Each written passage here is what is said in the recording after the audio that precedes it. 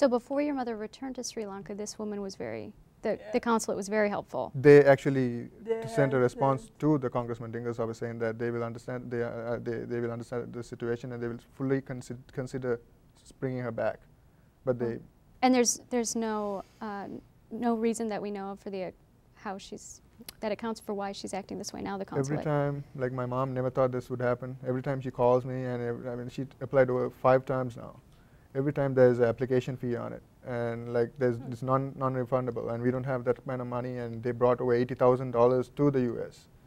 and just to survive because it was allocated for our education, but things totally collapsed on our on our family.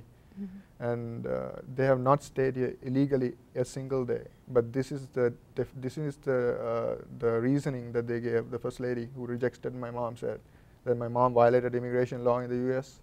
and they stayed here, overstayed here, which is incorrect because I have all the documentations proving from the INS itself, proving that this is I mean they have been illegal here. Mm-hmm.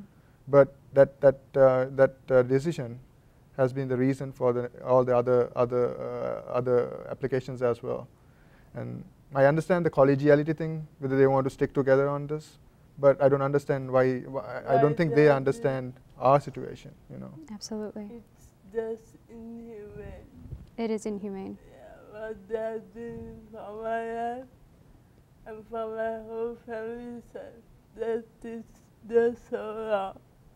I can't believe a human being did something cruel like this to another human being. I can't never in my life do something wrong. If a person is sick, that's a main thing. If a person is sick, that's always needs help. Especially from the family, yeah. Especially from the mom. I mean, mother is the most important person that you would need when the children are sick, you know. I know because when I was small, when I get sick, that's the first person I go to, you know. Yeah. So when I can't go to they're holding her back. I mean, it's just wrong. When your parents were here, what role, other than, of course, emotional support, were they providing for you and Sadeepa? Actually, my mom was taking her for all the medical appointments. She was giving transportation, and especially with the hair, you know, like making me crazy. But he almost made the closeness out of it. But thank to God, I do now have a friend who does it. Yeah, her friend is kind of helping us totally. I mean, that's why she still has it. Otherwise, you'd look just like your brother. So if and when your parents hopefully return, then she will obviously be able to help care for Sadeepa, which would allow you and your father to do what? Actually, that is one of the main things that they would say that will allow my parents to come back is to find a job for my dad through a non-profit organization or a university or a college. He's a very professional, I mean, he's qualified in the culinary arts and he has over 30 years experience on it. And where did he work? He worked for the parliament. The last job, he was the director catering and housekeeping department for like 21 years when this happened. Then he retired and came over to help her out. Mm-hmm. It's just all because of me.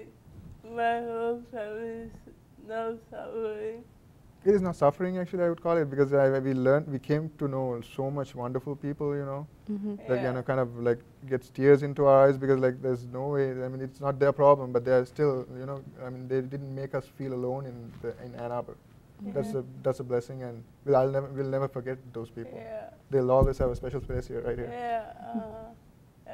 If they have not been in our lives like Dr. Siva, I don't think we would have survived this long. That would be really hard. We won't be surviving. I don't think so. That's a God's blessing that we have this kind of people. So what is an average day like for you, Sadeepa? Sorry? What is an average day in your life? Starting from the morning, I cannot brush my own teeth, so he I brush it like that.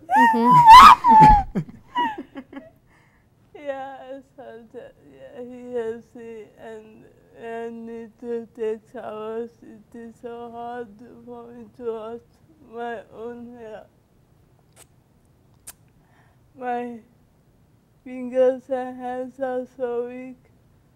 I can't even hold something very light later than it sits down. So he's the other miracle that I have came across. If he hasn't been in my life, I don't know how would I be living today. Because of him only, I was managed to get to Europe since he did some research and he didn't want his sister to be suffering like he was so fearless. Yeah. No, actually, I'm blessed to have her. I mean, she's one of the.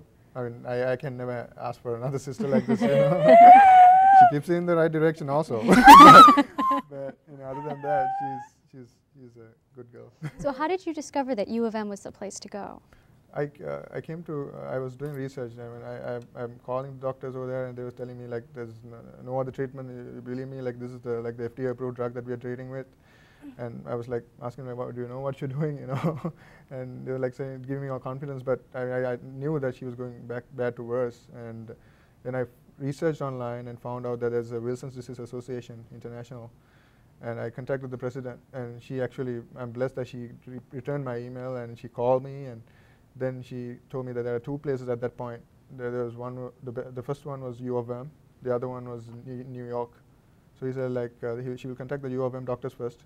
And luckily for us, the doctors called me, and they said like, as long as you have not treated her with the drug for 28 days, bring her over.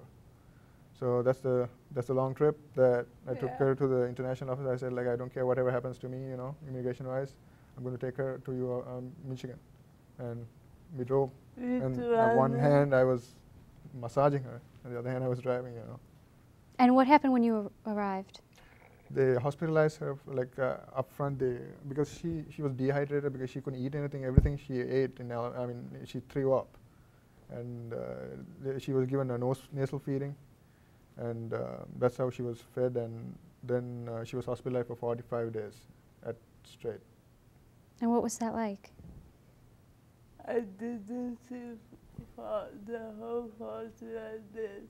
You didn't sleep at all? I was having so much of pain. I didn't see that at all.